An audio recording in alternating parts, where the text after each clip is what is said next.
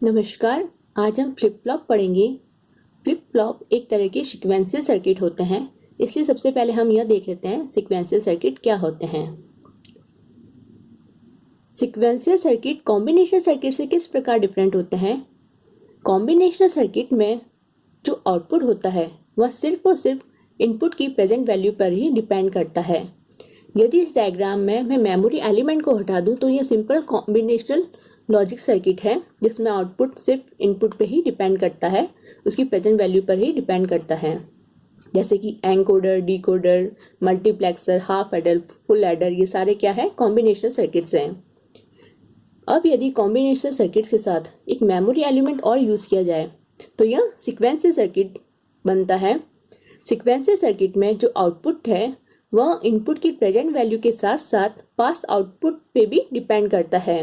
यानी अभी जो आउटपुट है इसके बाद जो नेक्स्ट आउटपुट मिलेगा उसके लिए इस आउटपुट को मेमोरी एलिमेंट में स्टोर किया जाता है तथा नेक्स्ट आउटपुट लेने के लिए प्रेजेंट इनपुट जो होगा उसके साथ साथ जो पहले आउटपुट था वह भी एज ए इनपुट दिया जाता है।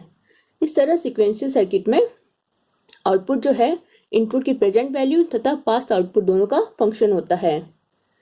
सीक्वेंशियल सर्किट जैसे कि फ्लिप फ्लॉप, रजिस्टर, काउंटर, ये सारे सीक्वेंशियल सर्किट होते हैं। सीक्वेंशियल सर्किट का सिंपलेस्ट काइंड अगर हम देखें तो उसमें दो स्टेट्स होते हैं, जैसे क्यू एंड क्यू बार, और ये दोनों स्टेट एक दूसरे के कॉम्प्लीमेंट होते हैं। यदि क्यू लॉजिक 1 है तो क्यू बार लॉजिक 0 होगा, यदि क्यू लॉजिक 0 है तो क्यू बार लॉजिक 1 होगा। यह एक तरह का मेमोरी सेल है जो कि 1 बिट ऑफ इंफॉर्मेशन को स्टोर कर सकता है, क्योंकि इसमें जो भी 1 बिट स्टोर होगी वह इसमें लैच हो जाती है, लॉक्ड हो जाती है, इसलिए इसको लैच कहते हैं। डायग्राम में एक बेसिक लैच दिखाया गया है जो कि दो क्रॉस कपल इन्वर्टर से बना है। यदि x1 1 है तथा यह 0 है तो यह 1 है, इन्वर्टर का आउटपुट क्या होगा 0, यानी Q 0 है, और यह यहाँ जाएगा तो और यह 0 ही है तो यहाँ आउटपुट क्या मिल जाएगा 1, तो यह लॉजिक 0 और यह लॉजिक 1 है, तो यह इंफॉर्मेशन इसमें स्टोर हो जाती है। फिर हम देखते हैं फ्लिप फ्लॉप। फ्लिप फ्लॉप क्या होता है, बेसिक मेमोरी एलिमेंट है। यदि हमने जो अभी लैच पढ़ी उसके साथ उसके ऑपरेशन को मॉडिफाई किया जाए, उसमें एक एडिशनल कंट्रोल इनपुट ऐड करके, तो वह फ्लिप फ्लॉप बन जाता है। यह जो एडिशनल कंट्रोल इनपुट होता है यह डिटरमाइन करता है कि सर्किट की जो स्टेट है वह कब चेंज होगी। इस तरह लैच के साथ एडिशनल कंट्रोल इनपुट ऐड करने से वह फ्लिप फ्लॉप कहलाता है।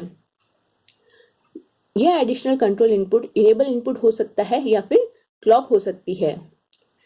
फ्लिप फ्लॉप एक तरह का बाइनरी स्टोरेज डिवाइस है, क्योंकि यह बाइनरी यानी कि लॉजिक 0 या लॉजिक 1 को स्टोर करता है। इसके जो दोनों स्टेट होते हैं, चाहे लॉजिक 0 है चाहे लॉजिक 1 है, दोनों स्टेबल होते हैं, इसीलिए इसे बाइस्टेबल मल्टी वाइब्रेटर भी कहते हैं। फ्लिप फ्लॉप मेनली 4 टाइप के होते हैं, SR flip flop, D flip flop, JK flip flop तथा T फ्लिप फ्लॉप। आज के इस लेक्चर में हम SR फ्लिप फ्लॉप पढ़ेंगे।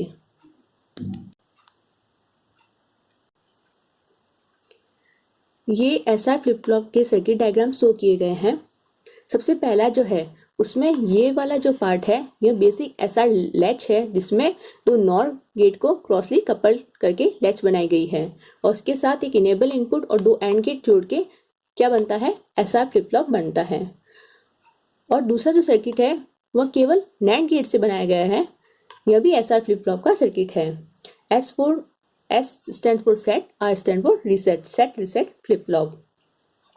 यह SR फ्लिप फ्लॉप की ट्रुथ टेबल दिखाई गई है। अब हम इस ट्रुथ टेबल को इस सर्किट डायग्राम के साथ वेरीफाई करते हैं। सबसे पहले है S equal to 0 and R equal to 0।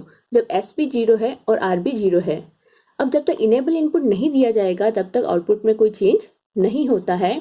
जब इनेबल इनपुट हाई होगा तभी हमें आउटपुट में चेंज मिलेगा। जब S और R दोनों 0 है, इसलिए क्योंकि एंड गेट है इनका आउटपुट भी क्या होगा, 0 होगा। उसके बाद नॉर गेट में हम जानते हैं जब भी दोनों इनपुट 0 होंगे तभी हमें आउटपुट 1 मिलेगा, यदि इसका एक भी इनपुट 1 है तो आउटपुट 0 मिलेगा। इस कंडीशन में जब S 0 है तथा R 0 है, यहाँ दोनों एंड गेट का आउटपुट 0 है। अब हम मानते हैं कि Q1 है और Q बार 0 है, कोई भी स्टेट मान लेते हैं। अब Q1 है तो इस Q1 के कारण इस नॉर गेट का आउटपुट क्या हो जाएगा 0, और इस 0 के कारण इसके दोनों इनपुट 0 होने के कारण आउटपुट क्या हो जाएगा 1, यानी कि जो प्रीवियस स्टेट थी या 1 था या 0 था वही रही। इसीलिए जब S equal to 0 and R equal to 0 तो जो नेक्स्ट स्टेट है Qn+1 है नेक्स्ट स्टेट और Qn है प्रेजेंट स्टेट, तो जो पहले स्टेट होगी वही रहेगी आउटपुट में।